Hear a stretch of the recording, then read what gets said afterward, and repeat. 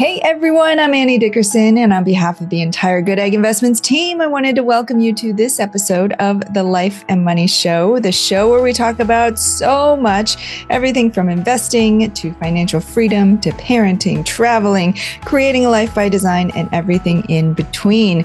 Today, I'm here with my amazing co-host, Susan Elliott. Susan, start by sharing with everyone a little bit about what we're talking about today. All right, everybody, welcome to the show. Today, we're going to be diving into the idea of self-care around our finances, around the end of the year. What does self-care look like in our life by design? And how can we use it to optimize our growth towards financial freedom, financial independence, and all the connections in between. So we're really excited to take this kind of like narrowed look at the topic of self-care today. Indeed. Especially this time of year, as we're entering into the holiday season, it can be a roller coaster. Yeah. Plus, with all the illnesses, you're going through a cold. I just came off 2 back-to-back colds. My kids are sniffling all the time, and so all the more reason for self-care and to set yourself up for a great end of the year as well as a great start to the year ahead. Just quick note for all you overachievers out there and those of you focused on achievement and climbing the ranks. I know, I mean, when people first started talking about self-care in my field, in my world, I'd be like, this self-care stuff again. I don't have time for this. It's like, I've got deadlines. I've got kids to pick up. I've got all these things on my list. Self-care. Like, are you kidding? Like, I don't have time for that. And you may be in that boat too. And we totally understand where you're coming from. There's so much to do, so much to be done, so many people counting on you, but all the more reason why you need to take care of yourself. And we're going to talk about different ways that Susan and I do that. Even within our busy lives, we both got young kids. We understand the carpool schedule. We understand the daycare and the work from home, all of that stuff. And so we're going to get into all of that. But first, just a quick reminder for anybody who's looking for a little dose of financial self-care, a great way to, if you've got time this holiday season and you want to brush up or you want to educate yourself on what passive real estate investing is all about and learn whether or not it's for you, a great place to start is our Passive Real Estate Investing 101 email course. It's a free 7-day email course. We'll send you 1 email a day for 7 days, chock full of resources, links, podcasts, videos to get you started on your path to passive investing. The best way to get a hold of that is to go to goodegginvestments.com/free course. Well, self-care. So where do we start? Oh my goodness. I love that you brought up that, like, we're right there with you with, I mean, I have young kids. Your kids are a little bit older, like sick days, sick schedules, working from home. I mean, it's like you can layer in all of the excuses and reasons why.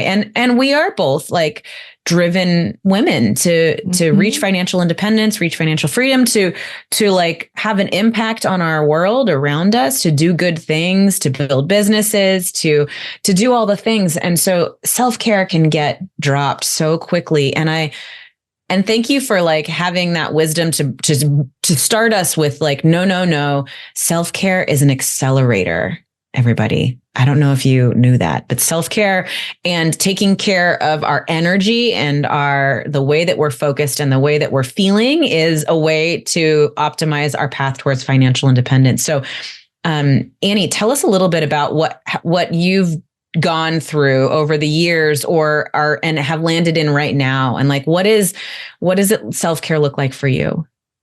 It's hilarious because self-care used to routinely be the very last thing on my list. Oh, same.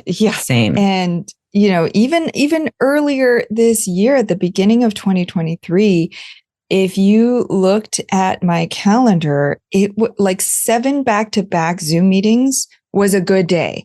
Like it was just nuts. And so at the end of that, I was like, well, I got to do the work that I just promised on all these meetings. When am I going to have time for self-care? I don't have time for self-care. But it's what I will say is that for me, it's been not the big things, but the little things that have slowly, little by little, opened the door for me. One of the very first things that I did, and I didn't even think of it as self-care, that might help some of you out there, is like, if the topic of self-care seems too soft for you, don't think about it that way.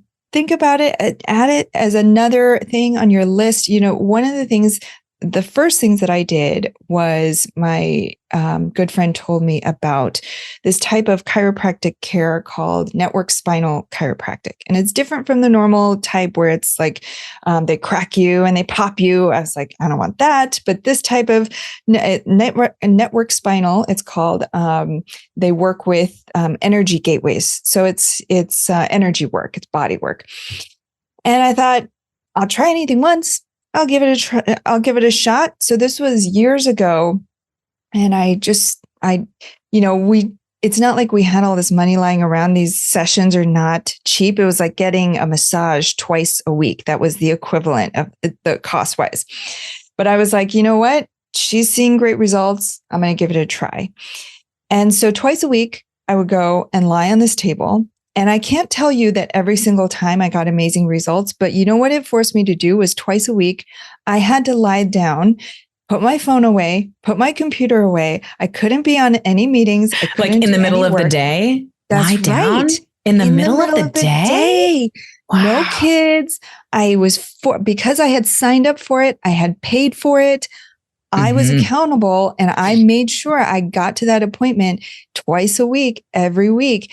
And I laid on that table and, at first it was just all these thoughts racing through my mind. And eventually it got to be, I started to clear my mind during that time and it became my time. It's like, okay, I started looking forward to it rather than begrudgingly like, that thing that I signed up for, I got to go. But, I will say it's been sort of an evolution for me in that way. At first, I signed up for it kind of just curious. And then I was like, it's another thing on my list. But then I saw the light at the other end. And then this has grown into not just chiropractic, but meditation, spiritual development, personal development, all sorts of things. But that's kind of what kickstarted it for me. So I'd love to hear how you see about mornings, maybe what your morning routine, self-care evolution has gone through. Tell me about your mornings. Yeah, it's definitely been an evolution for sure. And I've fallen off the wagon many times. And so I'm not a regular 5 a.m. person. I've had my times where I've been very good about that. And other times when I roll out of bed 5 minutes before I need to get somewhere or do something. And so I've run the whole gamut. Currently, I will tell you my current morning routine. I look forward actually to waking up at 5:30 in the morning. My kids have to be up by 7. So that gives me, once I've, gotten in my workout clothes and I get downstairs, it gives me about a little over an hour to myself. And I recently came across this Arabic word. I'm going to totally butcher it. I have no idea how to say it. Soubhiye, Soubhiye. Maybe someone can send us a little voice recording of it. That would be fantastic. We would love to hear that. And this word means that time in the morning where it's totally quiet before anybody else gets up, where you can just enjoy that quietness to yourself and enjoy a cup of tea, a cup of coffee to yourself. And that's what I enjoy the most because life is hectic. And, once the kids are up, it's go, go, go until I get back in bed at night. And so that morning time, and what I'm doing during that time is I'm working out and I'm doing a meditation. I've had variations throughout the year. Sometimes I read. I often fall asleep when I read in the morning. So sometimes that doesn't work out great. I've great done bedtime activity. Yeah. Morning pages where I'll write 3 pages. I've done lots of variations and different things have worked throughout the years. but I do find that when I do prioritize it and I do it, that it does make a huge difference in my day. Cause the movement to what you were talking about, I've also had a journey with my whole like body image, all of that stuff over the years. And, I've done lots of diets over the years, especially as a teenager, young adult. Done lots of exercise programs. And until very recently, it was all about losing weight. Like for me, it was exercise equals losing weight. That was the whole purpose. And it wasn't until very recently that I realized, wait, exercise is a spiritual endeavor. When I exercise, I'm fully present in my body and I can be right here, which is such a rare thing. And on meetings, I'm always thinking about, okay, what's the next thing? What's the next idea? But when I'm working out, I'm forced to think about, okay, this glute exercise is killing me right now. Oh my gosh.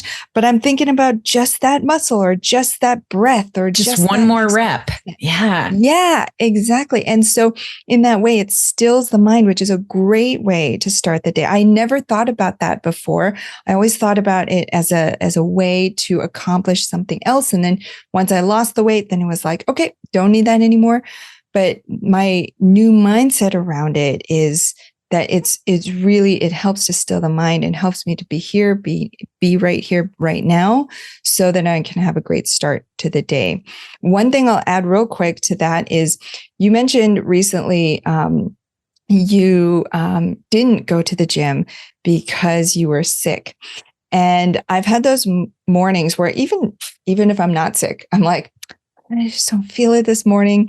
Oh, and another thing, self-care journey I've been on is the journey of the should. Do you know the should? Mm-hmm. I used to should all over myself. And it was like, okay, I should get up right now. I should, I should go get the kids right now. I should be playing with the kids right now. I should be working on this next project. And my life was full of these shoulds. And so even if nothing on the outside changes, but your mindset changes. And now when I catch myself saying I should do this, I'm like, wait, who told me I should do that? Where did this come from? What can I replace that with? Yeah. And so even small things like that can be can be part of self-care.